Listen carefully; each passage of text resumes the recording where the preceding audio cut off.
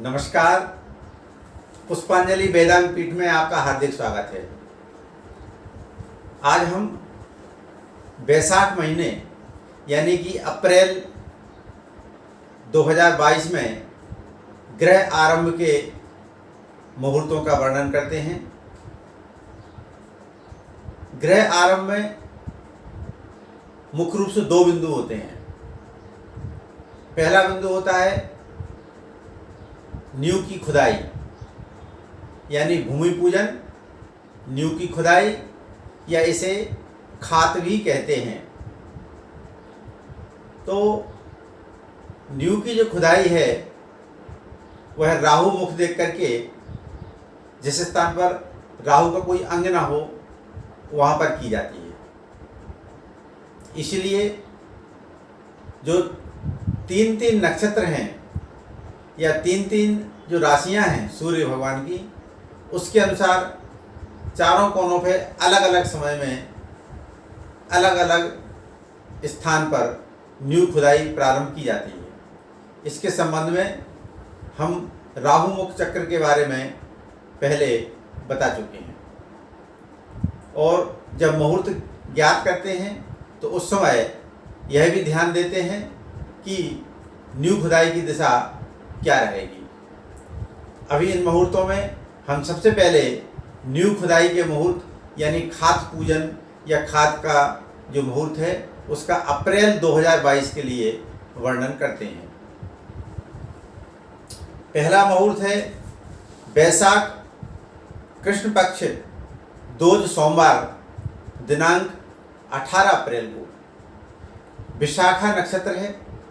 इसमें जो मुहूर्त का समय है वो सूर्योदय से लेकर के रात को 8:23 तक है। लेकिन रात्रि काल में ग्रह आरंभ नहीं किया जाता है या नींव की खुदाई नहीं की जाती है। इसलिए यहाँ पर हम जिन स्थानों पर दिन हैं उन लग्नों को ही विचार करते हुए हम खात की खुदाई प्रारंभ करेंगे। ये लग्न हैं वृषभ लग्न है, मिथुन लग्न है, कर्क लग्न है, कन्या लग्न है और तुला लग्न है। आपके जो स्थान हैं जहाँ पर आप जिस शहर में नींव खुदाई कर रहे हैं उसके स्थान पर अपने यहाँ के पंडित जी से आप इन लग्नों का समय पंचांग में देख करके ज्ञात कर सकते हैं। दूसरा नींव खुदाई का जो मुहूर्त है वो है 21 अप्रैल को।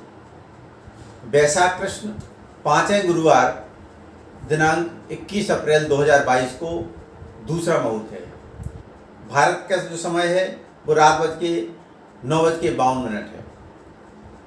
तो भारत में तो यह मुहूर्त किसी भी काम में उपयोगी नहीं है। लेकिन जो पश्चिमी देश हैं अमेरिका कनाडा वगैरह हैं वहाँ पर ये मुहूर्त हो सकता है क्योंकि वहाँ उस समय दिन का समय रहेगा। तीसरा जो मुहूर्त है वो है बैसाख कृष्ण पक्ष 6ठे शुक्रवार को दिनांक 22 अप्रैल शुक्रवार के दिन। ये मुहूर्त है प्रातःकाल पूर्वाषाढ़ नक्षत्र में है जो कि सुबह 8:40 तक है। इसके अलावा इसी दिन रात को 7:25 से लेकर के रात को 8:15 तक भी मुहूर्त है। तो रात्रि काल का जो मुहूर्त है वो भारत में उपयोगी नहीं है। इन 3 दिनों में जो नक्षत्र हैं वो अधोमुख नक्षत्र हैं क्योंकि नींव की खुदाई जो हम करते हैं वो जमीन के नीचे की ओर करते हैं। इसलिए नींव खुदाई हमेशा अधोमुख नक्षत्रों में की जाती है। अधो मतलब नीचे की ओर।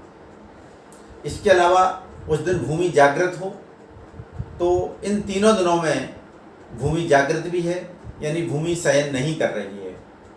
जब भूमि शयन होता है उसमें भूमि में नलकूप या नींव की खुदाई प्रारंभ नहीं की जाती है क्योंकि शयन अवस्था में किसी भी अस्त्र का प्रहार, उपकरण का प्रहार भूमि के लिए ठीक नहीं माना गया है। अब इसके आगे फिर शिलान्यास की बात करते हैं, क्योंकि ग्रहारंभ का जो दूसरा अंग है वो शिलान्यास है। तो जिस दिन नींव खुदाई के जो मुहूर्त दिए गए हैं उस दिन शिलान्यास उपयुक्त नहीं होता है, क्योंकि शिलान्यास एक ऐसा कार्य है जो अधोमुख नहीं। बैसाख महीने में यानी अप्रैल में जो मुहूर्त हैं शिलान्यास के लिए वो इस प्रकार से हैं। पहला जो मुहूर्त है वो है बैसाख कृष्ण छठे शुक्रवार दिनांक 22 अप्रैल उत्तराषाढ़ नक्षत्र में रात को 8:15 से लेकर के रात के अंत तक है। इसलिए 22 अप्रैल का जो शिलान्यास मुहूर्त है वह भारत के लिए उपयुक्त नहीं है, बल्कि पश्चिमी देशों के लिए उपयुक्त है। दूसरा जो मुहूर्त है शिलान्यास के लिए वो है बैसाख कृष्ण 7वें शनिवार दिनांक 23 अप्रैल। यह भी वृषभ चक्र शुद्ध रहित है। यह उत्तराषाढ़ नक्षत्र में सूर्योदय से लेकर के शाम को 6:56 तक है। तीसरा मुहूर्त है बैसाख कृष्ण पक्ष 10वें सोमवार दिनांक 25 अप्रैल। यह शिलान्यास का जो मुहूर्त है वह भी वृषभ चक्र शुद्धि रहित है। इसमें जो है हमारे लिए देखना है कि अग्निबाण का त्याग करना है। अग्निबाण दोपहर में 2:56 से प्रारंभ हो रहा है। अतः जो हमारा शिलान्यास का मुहूर्त है उसे 2:56 से पहले संपूर्ण करना होगा। जो धनिष्ठा नक्षत्र है, धनिष्ठा नक्षत्र में प्रातः 9:21 से लेकर के दिन में 2:15 तक का जो समय है वो शिलान्यास के लिए अत्यंत श्रेष्ठ रहेगा। इस प्रकार से हमने अभी आपको अप्रैल के महीने में यानी बैसाख के महीने में 3 नींव खनन के मुहूर्त कहे और 3 जो है शिलान्यास के मुहूर्त कहे। तो ये मुहूर्त लगभग आसपास ही हैं। इनमें आप जो है जैसे किसी दिन एक दिन नींव खुदाई कर सकते हैं और अगले दिन या दूसरे दिन जो मुहूर्त दिया है ग्रहारंभ का यानी शिलान्यास का उस दिन शिलान्यास कर सकते हैं। लेकिन आधुनिक समय में समय की बहुत कमी है। लोग इतना समय नहीं दे सकते कि वो एक दिन पूजन करा करके खाद की खुदाई यानी नींव की खुदाई करें, इसके 2 दिन बाद जब शिलान्यास का मुहूर्त आए फिर पुनः पंडित जी को बुला करके और शिलान्यास के पूजन कराएं। ये कुछ व्यवहार में आजकल असंभव सा हो गया है। प्राचीन काल में इसलिए संभव था कि राजा अपने किले बनवाते थे, महल बनवाते थे, किसी दिन पूजन करके वो नींव की खुदाई प्रारंभ कराते थे। इसके बाद में फिर शिलान्यास का मुहूर्त जब पड़ता था उस दिन वो प्रथम शिला रखते थे। तो व्यवहार में क्या है कि जिस दिन शिलान्यास का मुहूर्त है उस दिन हम नींव खुदाई का भी प्रारंभ कर सकते हैं। अब चूँकि ये जो मुहूर्त बताए हैं इनमें सूर्य भगवान मेष राशि में रहेंगे। कुंभ, मीन और मेष राशि में जिस समय सूर्य भगवान रहते हैं उस समय वायव्य दिशा में नींव की खुदाई प्रारंभ की जाती है। तो ये जो हमने अभी बैसाख के मुहूर्त बताए हैं इसमें वायव्य दिशा में हम नींव खुदाई दिशा प्रारंभ करेंगे। हमारे पास और भी प्रश्न आते रहते हैं कि नींव खुदाई प्रारंभ की जो दिशा है वहाँ नींव खोदने के बाद फिर क्या करें। तो चूँकि जैसे अप्रैल के महीने में आप वायव्य दिशा में नींव की खुदाई प्रारंभ करेंगे यानी कि 4 कुदाली अपने हाथ से वायव्य दिशा में खोद देंगे। इसके बाद में प्रदक्षिणा क्रम में जिस तरह से हम भगवान की प्रदक्षिणा करते हैं उस क्रम में आप वायव्य कोण के बाद ईशान कोण में जाएंगे, वहाँ पर भी अपने हाथ से 4 कुदाली मार करके और जो है वहाँ पर नींव खुदाई का नेक कर लेंगे। इसके बाद में फिर पुनः प्रदक्षिणा क्रम में अग्नि कोण के बाद में नैऋत्य कोण में जा करके और हम जो है 4 कुदाली मार करके और नींव खुदाई का नेक पूरा कर लेंगे। बाकी आपका लेबर करती रहेगी। अब हमारे पास ये भी प्रश्न आते हैं कि शिलान्यास किस दिशा में करें। शिलान्यास हमेशा 2 ही दिशा में होता है। वो दिशाएं कौन सी हैं? पहली दिशा ईशान कोण है और दूसरा अग्नि कोण है। ये जो है दिशाएं वर्ण व्यवस्था के अनुसार कही गई हैं।